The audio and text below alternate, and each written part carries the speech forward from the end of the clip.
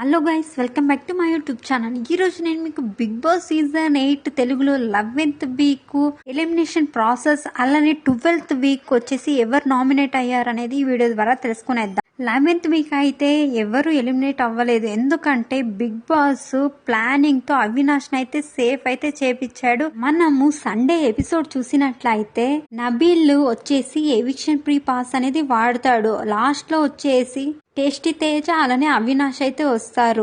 వీళ్ళల్లో నబీల్ వచ్చేసి అవినాష్ అయితే సేవ్ చేస్తాడు. ఇంకా టేస్టీ తేజ ఆల్రెడీ ఓటింగ్ ప్రకారంగా సేవ్ అయినట్లే, అందుకనేసి నో ఎలిమినేషన్ అయితే పెట్టేశాడు బిగ్ బాస్. ఇంకా 12th వీక్ మనము బిగ్ బాస్ 8 తెలుగులో నామినేషన్ ఎలా ఉంది, ప్రాసెస్ ఏంటి అనేది అయితే చూద్దాం.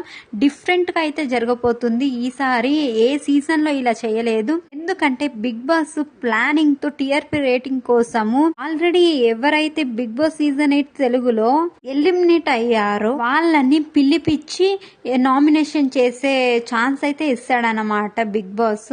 అందులో వచ్చేసి బేబక్క, సోనియా, హరితేజ గారు, సీత అలానే మణికంఠ వీళ్ళందరూ వచ్చి నామినేషన్ అనేది చేస్తారన్నమాట 12th వీక్.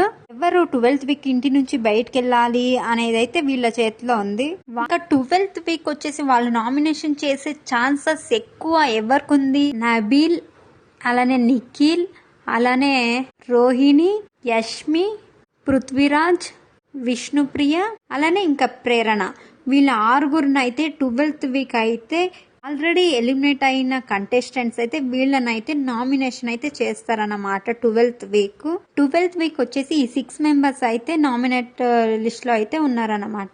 ప్రాసెస్ మనము చూసినట్లయితే మిగతా సీజన్ ఎక్కడా లేదన్నమాట, ఇది డిఫరెంట్ గా ఉంది. బిగ్ బాస్ అయితే ప్లానింగ్ తో అయితే టీఆర్పీ రేటింగ్ కోసం అయితే ఇలా చేశాడు. అలానే అవినాష్ ని సేఫ్ ఎందుకు చేశాడు అని చాలా మందిలో డౌట్ ఉంది. అవినాష్ అయితే 11th వీక్ లక్ అనే చెప్పొచ్చు. బిగ్ బాస్ తన ఎంటర్టైన్మెంట్ కోసము అన్ని ఆలోచించి అయితే అవినాష్ అయితే సేఫ్ అయితే చేశాడు. ఇంకా 12th వీక్ కూడా తన మెగా చీఫ్ అయినందువల్ల తనని ఎవరు నామినేట్ చేయరు, సో అప్పుడు 12th వీక్ కూడా తను సేఫ్ అనే చెప్పారు. అలానే Bigg Boss Telugu season 8 early update కోసం నా ఛానల్ ని సబ్స్క్రైబ్ చేసుకుని లైక్ అయితే చేసేయండి. లైక్ ఇవ్వడం అయితే మర్చిపోకండి.